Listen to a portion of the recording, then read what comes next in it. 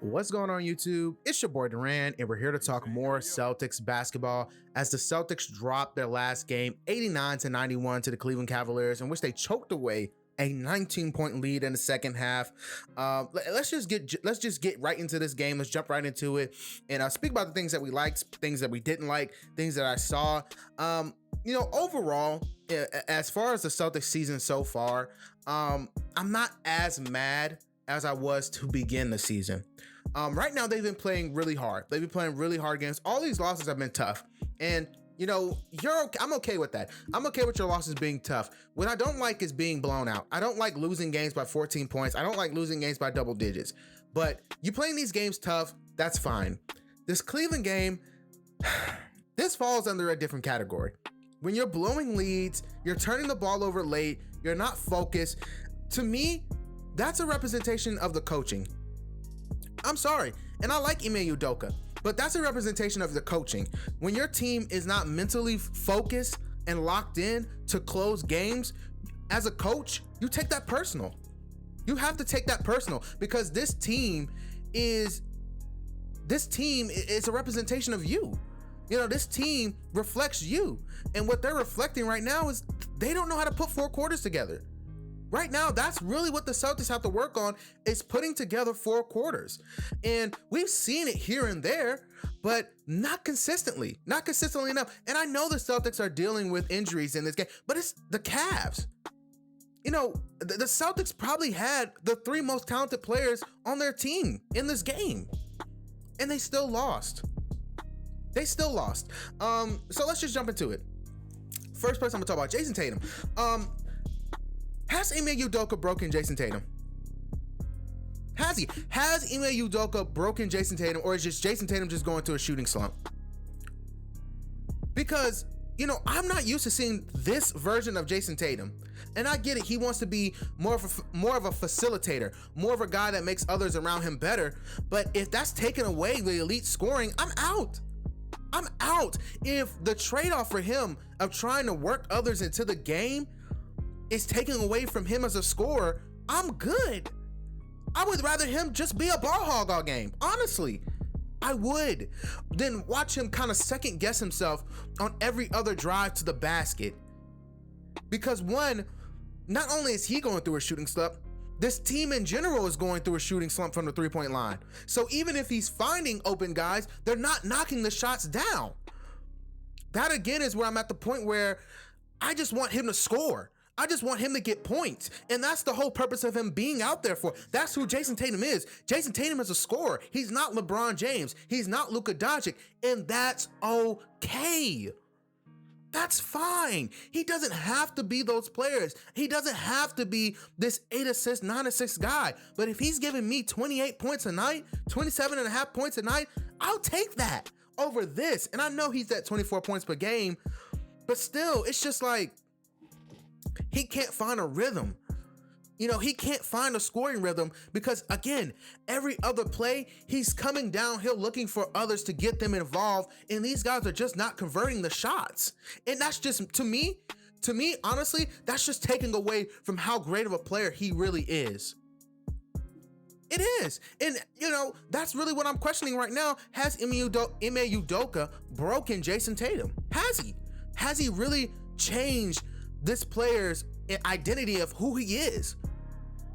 It's things we got to think about. For real, it's things that we really have to think about when we're talking about, what is this new coach impact on our star players, our franchise players?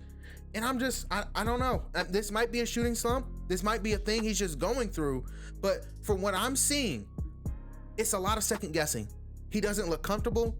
He's not in rhythm. I don't know. Next thing, let's talk about Marcus Smart. And I'll say this, and I'll maintain this as I have this entire season.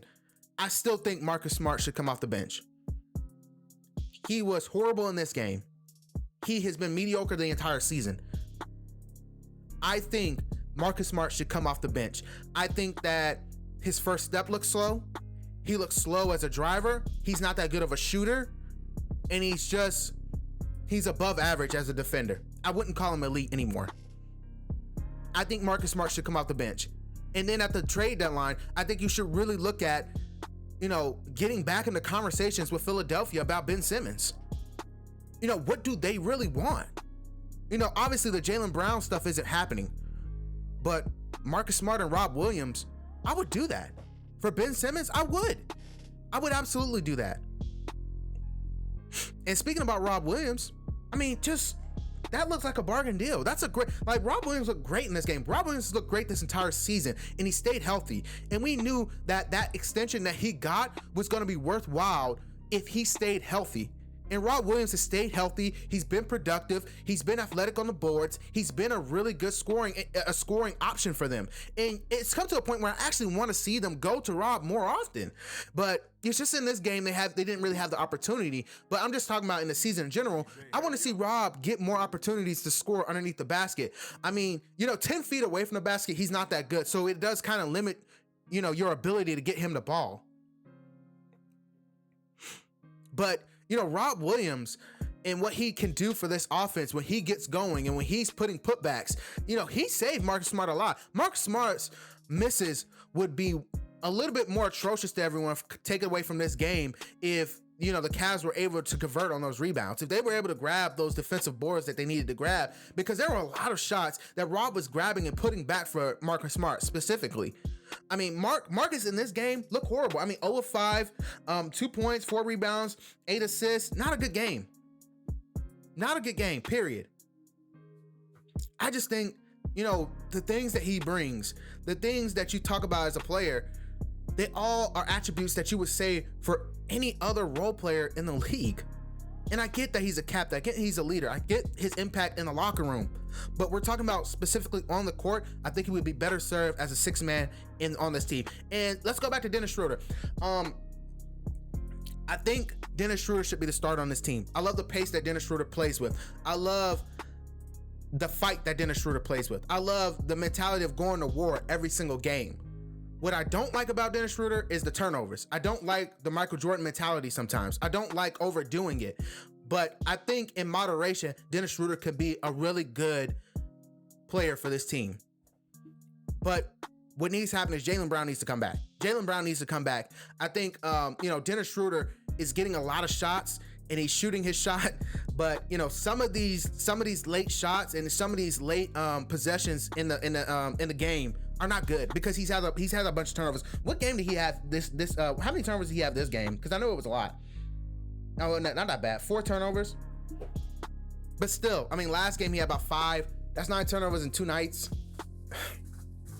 Gotta do better. But I do like Dennis as a starter on this team, and I'm not gonna kill him too much. Lastly, thing I want to talk about with this Cavs game, the last possession. I'm gonna say this about Ime Udoka, and I don't want to be, too harsh because I know he's a new coach. I know what Ime Udoka being here means, but if this continues where we're trying to play for ties and we're trying to play for overtime, I'm going to rip him. I'm going to go on a campaign for him to get fired.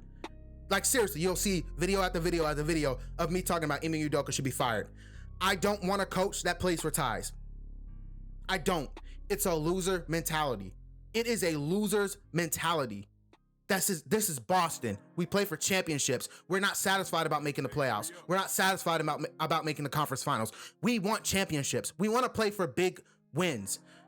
So if you're going to end games and try to go for ties and give it to, the guy that's not even the second best player on this team, and let's just talk about this last play.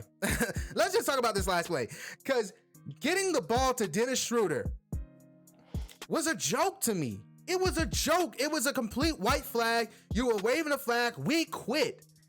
And also, I get Tatum is going through a shooting slump, but that's your best player. You live and die by your best players. You needed a 3 to win that game. Tatum, take the ball, dribble the air out of the ball, and try and win the fucking game. But why are we sitting here trying to go for ties, trying to go for overtime, things like that? I don't want to do that. I don't want to play for overtime. I don't want to play for ties. I'm tired of watching overtimes. We've played like 3 or 4 of them this entire season. And how many games has it been so far? It's only been like 13 games. I'm tired of watching overtimes. Play to win the game. Ime Udoka, say it with me. You play to win the game.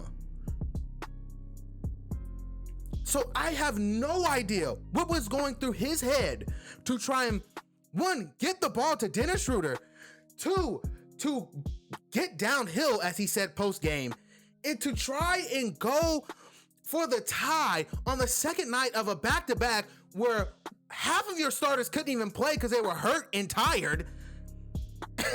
Just like, and you're on the road.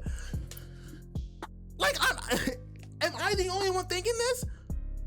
Playing for the tie was the worst decision. Why did he do that? Why? Why are we playing for a tie? This would have been a way more respectable loss if you tried to win the game. Not that you blew the lead, but if you tried to win the game. How they went out with a whimper. They went out with a whimper. They did. Like a hurt dog on the side of the road. It was bad. It was bad. And I'm not going to get too worked up again. I'm going to calm down because I'm getting worked up. We play these guys Monday. I expect us to curb stomp Cleveland. We were up 20 points at some point in this game. I expect to curb stomp Cleveland Monday. I expect Al Horford to play. I expect Jaylen Brown to play because I think he'll be back soon. We'll see. I'm looking forward to the rest of the season. I'm looking forward to the next game. I'm looking forward to making more videos. As always, guys, I have nothing left for the video. Like, comment, and subscribe. Peace.